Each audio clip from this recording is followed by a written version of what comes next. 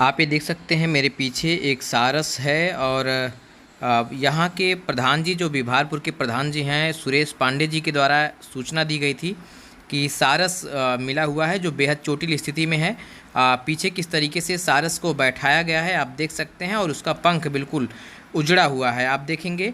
और यहाँ के ग्रामीणों के द्वारा बेहद सराहनीय तरीके से इसकी देखरेख की जा रही है, इसको सुरक्षित इसको बचाने की पूरी कोशिश की जा रही है।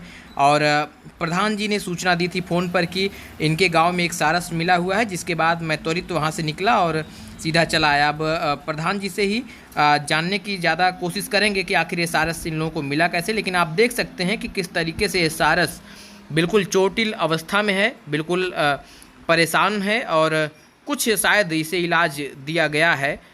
देखिए आप किस तरीके से बड़ा सा सारस और राजकीय पक्षी है, उत्तर प्रदेश का ये राजकीय पक्षी है, किस तरीके से चोटिल स्थिति में है। और यहाँ जो है गांव के जो प्रधान जी हैं उनके द्वारा कुछ इलाज कराने की इसकी कोशिश की गई है। फिलहाल क्या कुछ मामला है, कैसे सारस मिला, जानने की कोशिश करते हैं प्रधान जी से। प्रधान जी ने बात करते हुए जो कुछ भी बताया, इन्होंने कहा कि ये तालाब के किनारे ये सारस मिला था। लोगों ने जब देखा तो इनको फ़ोन करके बताया और जिसके बाद से फिर इन्होंने त्वरित सारस को रेस्क्यू करवाते हुए अपने घर ले आए और फिर एक डॉक्टर को बुलाकर कुछ मेडिसिन्स मंगवाई। और इसके बाद देख सकते हैं कि किस तरीके से प्रधान जी अपने संरक्षण में रखते हुए इस सारस को बचाने की पूरी कोशिश कर रहे हैं। वन विभाग को भी इन्होंने बताया कि हमने फ़ोन कर दिया है और वन विभाग के लोग थोड़ी देर में पहुंच रहे हैं। लेकिन जब मैं बातचीत कर रहा था तो इस दरमियान तब तक कोई वहां पहुंचा नहीं था और उसके पहले मैं वहां पहुंच चुका था। और जिस तरीके से प्रधान जी ने बताया कि ये सारस निश्चित तौर पर बहुत ज़्यादा चोटिल हो चुका था और इसकी इलाज करने की भी ये कोशिश करवा रहे हैं। अब देखें बिल्कुल गांव के तमाम वो लोग हैं जो यहाँ बैठे हुए हैं और इस बात का इंतज़ार कर रहे हैं कि कब वन विभाग के लोग आएंगे और इसका पूरा इलाज हो पाएगा। आप देखिए कितना चोटिल स्थिति में है ये सारस और बैठा हुआ। सबसे पहले इस सारस को चोटिल स्थिति में जिसने देखा था, मैंने उससे बात करने की कोशिश की तो उन्होंने बताया कि इस सारस बिल्कुल जख्मी हालात में और तड़प रहा था तालाब के किनारे। तो जब मैंने इनसे जानकारी लेने की कोशिश की कि फिर आपने इसके बाद क्या किया, तो इन्होंने बताया कि मैंने प्रधान जी को तुरंत सूचना दी और जिसके बाद प्रधान जी अपने 2-4 लोगों के साथ में वहाँ पहुँचे और इसके बाद सारस को वहाँ से रेस्क्यू किया गया और इसके बाद ये लाकर जो है यहाँ इलाज करने की कोशिश कर रहे थे। त्वरित प्रधान जी के द्वारा वन विभाग को सूचना भी दी गई थी। तकरीबन हम लोगों के 1 घंटे के इंतज़ार के बाद वन विभाग के 2 लोग मोटरसाइकिल से आते हैं। आप देख सकते हैं तस्वीरों में आपको दिख रहे होंगे, एक इस तरफ से आ रहे हैं और दूसरी तरफ से भी। और तकरीबन मुझे लगता है कि लगभग 1 घंटे बाद, मेरे पहुँचने के 1 घंटे बाद लगभग ये दोनों कर्मचारी आते हैं और इनको भेजा जाता है। इसके बाद जब ये आकर इसको देखते हैं तो देखने के बाद इनकी हालत निश्चित तौर पर ख़राब हो जाती है, चूँकि ये पक्षी इतना बड़ा था। आप देखिए किस तरीके से बड़ा सा पक्षी उड़ने की कोशिश कर रहा है, लेकिन दुर्भाग्य से इसका पूरा पंख टूट चुका है। और देख सकते हैं किस तरीके से एक तरफ का पंख पूरी तरीके से टूट चुका है और बहुत ज़्यादा चोट इसकी इस पंख में आई थी, जिसे मैं दिखाने की कोशिश कर रहा हूँ।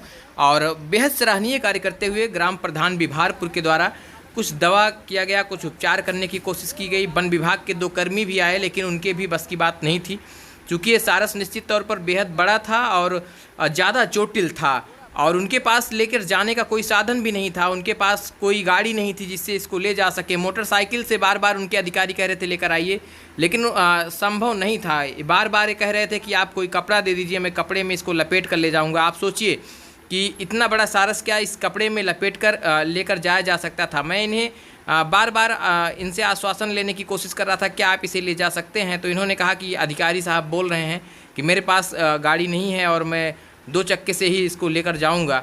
और जब मैंने इनसे पूछा कि क्या आप इसे ले जा पाएंगे तो इन्होंने कहा कि बड़ा ज़रूर है और इसका एक पंख टूटा हुआ है और मोटरसाइकिल से लेकर जाने की मैं कोशिश ज़रूर करूँगा, लेकिन संभव नहीं हो पा रहा है। क्या बताऊं, कोई व्यवस्था नहीं है जिसकी वजह से मैं ले जाऊं।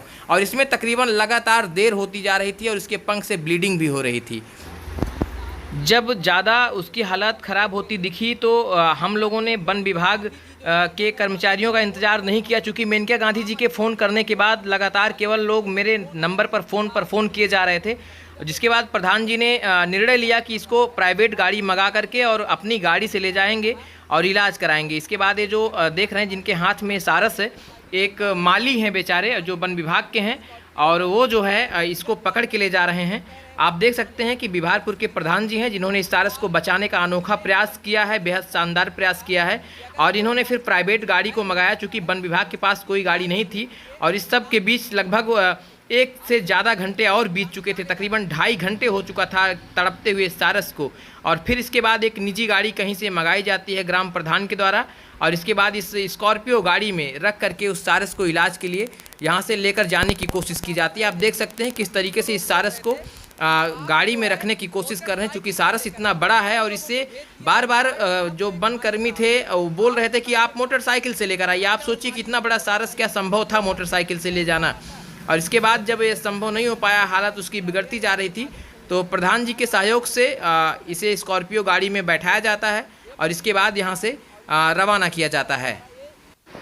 अब यहाँ से आप देख सकते हैं कि जो प्रधान जी ने जो गाड़ी मंगवाई थी स्कॉर्पियो, उसमें उस सारस को पीछे डिग्गी में एक लोग लेकर बैठे हुए हैं जो माली थे, वनकर्मी थे, और इसके बाद वो लेकर यहाँ से जाने की कोशिश कर रहे हैं। आप देखें किस तरीके से मेरे आगे ठीक जो गाड़ी जा रही है उसमें इस सारस को रखा गया है। राजकीय पक्षी, आप समझिए ये व्यवस्था इसलिए दिखानी बेहद ज़रूरी है चूँकि राजकीय पक्षी है। इसके संरक्षण के लिए माननीय मुख्यमंत्री योगी आदित्यनाथ जी लगातार प्रयास कर रहे हैं।